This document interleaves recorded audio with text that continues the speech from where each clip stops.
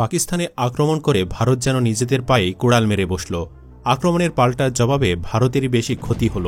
উল্টো একের পর এক ভারতের ওপর থেকে তার বন্ধু দেশগুলোই মুখ ফিরিয়ে নিচ্ছে। পাকিস্তানে আক্রমণ করায় ভারতের সবচেয়ে কাছের বন্ধু যুক্তরাষ্ট্র নরেন্দ্র মোদীকে ফোন করে সরাসরি কাপুরুষ বলে গালি দিয়েছেন। এদিকে ভারত পাকিস্তানের যুদ্ধের এই সুযোগে সেভেন সিস্টার্স দখলের পরিকল্পনা চলছে চীনে। প্রশ্ন হচ্ছে, ভারত পাকিস্তান যুদ্ধে কোন দেশ কাদের পক্ষে? চীন কি সত্যি সেভেন সিস্টার্স দখল করবে? চলুন বিস্তারিত জেনে নেওয়া যাক।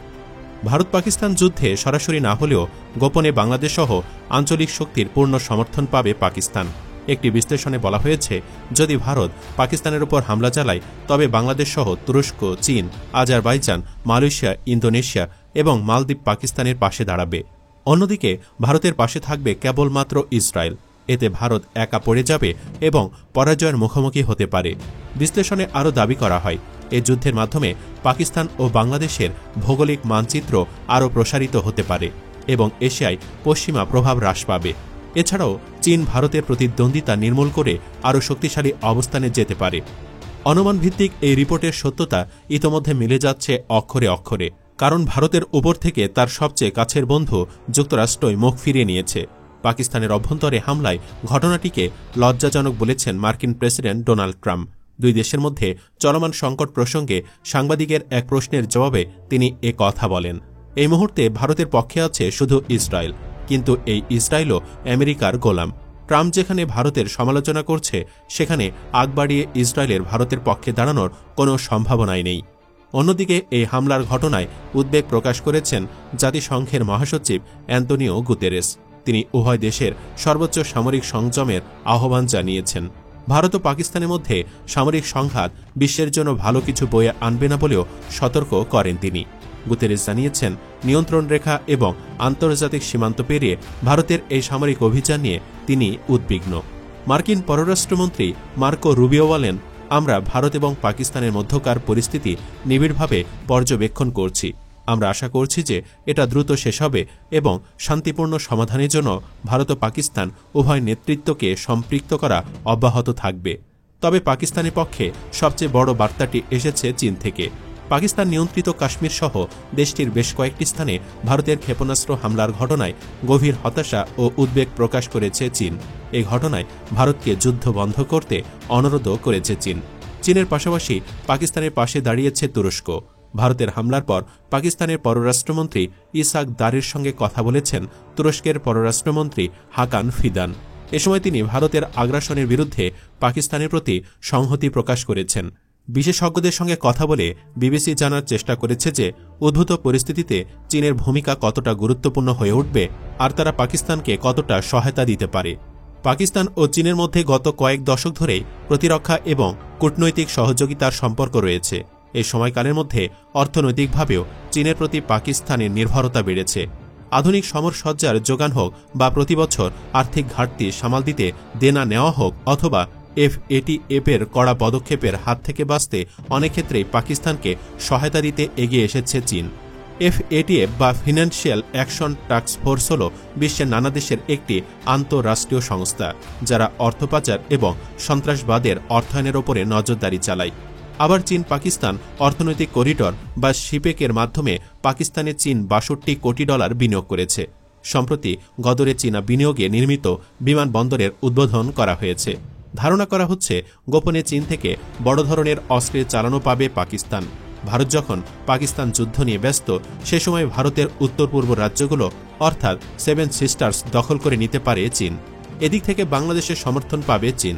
এদিকে অন্তর্বর্তী সরকারকে ভারতের 7 রাজ্য দখল করার পরামর্শ দিতে শোনা গেছে বিডার কমিশনের প্রধান তথা বাংলাদেশের সাবেক সেনাকর্তা মেজর জেনারেল ALM ফজলুর রহমানকে। ভারত পাকিস্তান দ্বন্দ্বে সরাসরি পাকিস্তানেরই পক্ষ নিয়ে ফেসবুকে ফজলুর রহমান পোস্ট করে বলেছেন, ভারত যদি পাকিস্তানকে আক্রমণ করে তাহলে উত্তর পূর্ব ভারতের 7 রাজ্য দখল করে নেওয়াই উচিত বাংলাদেশের। এ ব্যাপারে চীনের সঙ্গে যৌথ সামরিক ব্যবস্থা নিয়ে আলোচনা শুরু করাও প্রয়োজন বলে মনে করেন ফজলুর রহমান। উল্লেখ্য, ফজলুর রহমান বাংলাদেশের সীমান্ত রক্ষী বাহিনী BDR-এর প্রধান থাকাকালীন 2001-এর এপ্রিলে সিলেটের পদুয়া ও কুড়িগ্রামের রৌমারীতে ভারত ও বাংলাদেশের সীমান্তরক্ষী বাহিনীর সংঘর্ষের নেতৃত্ব দেন। ওই সংঘর্ষে বিএসএফের 18 জন জওয়ান মারা গিয়েছিল। ইউনূসের সরকার তাকেই সরকারের সিনিয়র সচিব মর্যাদায় সম্প্রতি বিডিআর তদন্ত কমিশনের প্রধান হিসেবে নিয়োগ করেন। ঘটনাচক্রে ফেসবুকে ফজলুরের এই পোস্টের পরপরই বুধবার বাংলাদেশ বিমান বাহিনীর এক অনুষ্ঠানে অন্তর্বর্তী সরকারের প্রধান ইউনূস সহ সশস্ত্র বাহিনীকে যুদ্ধের জন্য প্রস্তুত থাকার নির্দেশ দেন। বিষয়টি নিয়ে বাংলাদেশের রাজনৈতিক পরিমণ্ডলে জোর গুঞ্জনও শুরু হয়। এ অবস্থায় গভীর রাতে ইউনূসের প্রেস সচিব শফিকুল আলম জনমহলে ছড়িয়ে পড়া আতঙ্ক দূর করতে ফেসবুকেই একটি পোস্ট দিয়ে জানান, ফজলুরের দৃষ্টিভঙ্গির সঙ্গে কোনোভাবেই একমত পোষণ করে না অন্তর্বর্তী সরকার। প্রেস সচিবের দাবি, সব দেশের সার্বভৌমত্ব ও স্বাধীনতাকে সম্মান করে বাংলাদেশ। ফজলুরের ভাষ্য প্রসঙ্গে তার বক্তব্য, বিডিআর কমিশনের প্রধান ফজলুর রহমান তার সোশ্যাল মিডিয়া অ্যাকাউন্টে যে মন্তব্য করেছেন তা তার ব্যক্তিগত অভিমত। যদিও প্রেস সচিবের এই দাবি শুধুই লোক দেখানো। বাংলাদেশ অনেকটা প্রকাশ্যেই চীনকে প্রস্তাব দিয়ে রেখেছে যুদ্ধের এই সুযোগে 7 সিস্টার্স দখল করে নেওয়ার জন্য। ফজলুর রহমান তার ফেসবুক পোস্টে আরও লিখেছেন, ভারতের বিজেপি সরকারের সুদূরপ্রসারী পরিকল্পনা রয়েছে যে ভারতে এনআরসি বা নাগরিক পঞ্জি করে ভারতের মুসলমানদের নাগরিকত্ব কেড়ে নিয়ে কনসেন্ট্রেশন ক্যাম্পে আবদ্ধ করে মুসলমানদের শেষ করা, কিংবা ভারতের মুসলমানদের বাংলাদেশ কিংবা পাকিস্তানে পুশ করে পাঠিয়ে দেওয়া। এই পরিকল্পনা ভারত নিয়েছে ইসরায়েলের কাছ থেকে। আপনারা লক্ষ্য করছেন কিভাবে ভারতে মুসলমানদের শেষ করা হচ্ছে। এই উপমহাদেশে মূলত দুটি মুসলমান দেশ, পাকিস্তান ও বাংলাদেশ। মালদ্বীপ এত ছোট আর সামরিকভাবে দুর্বল যে ভারতে মুসলমানদের স্বার্থ রক্ষার কোনো দায়িত্ব মালদ্বীপ পালন করতে পারবে না। তাহলে ভারতে মুসলমানদের জান এবং মাল রক্ষার মূল দায়িত্ব পালন করতে হবে বাংলাদেশ ও পাকিস্তানকে। এই তো কদিন আগে ভারতে মুসলমানদের ওকফ সম্পত্তির সবটাই বিজেপি সরকার কেড়ে নিয়েছে। আর কিছুদিনের মধ্যেই ভারতে মুসলমানদের মুর্দাকে কবর দেওয়ার জায়গা পাওয়া যাবে না। ভারতে কোনো মাদ্রাসা মসজিদ থাকবে না, কারণ শত শত মসজিদ মাদ্রাসা ওয়াকফ জমির ওপর অবস্থিত এবং ওয়াকফের টাকায় চলে। ওয়াকফ না থাকলে এইসব মসজিদ থাকবে না, মাদ্রাসাও থাকবে না।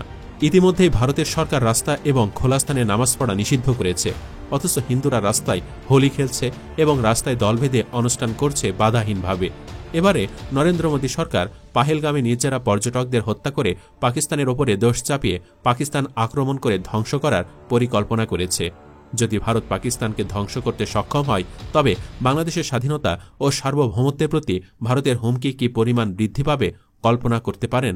তাই পাকিস্তানকে সামরিকভাবে রক্ষা করা এখন আমাদের অস্তিত্বের জন্য অপরিহার্য হয়ে পড়েছে। এর মানে এই নয় যে আমাদেরকে পাকিস্তানে বন্ধু হতে হবে।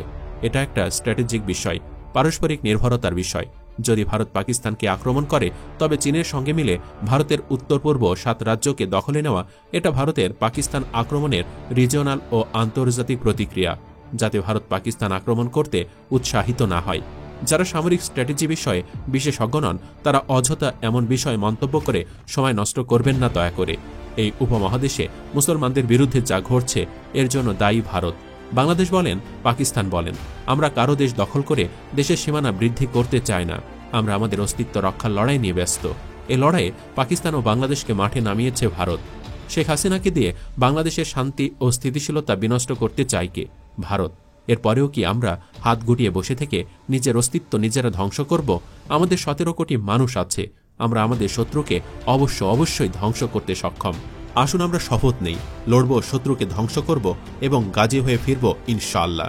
পরিশেষে বলবো, আমার কাছে সবচেয়ে বড় বিষয় হচ্ছে এই উপমহাদেশে মুসলমানদের স্বার্থ রক্ষা করা, মুসলমান বান্ধব মানুষদের স্বার্থ রক্ষা করা। কে কি ভাবলো তা নিয়ে আমার কোনো মাথা ব্যথা নেই। ফজলুর রহমানের এই দাবির সাথে আপনি একমত কিনা কমেন্ট বক্সে ইয়েস বা নো লিখে জানিয়ে দিন আপনার মতামত।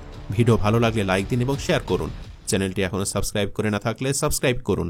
ধন্যবাদ।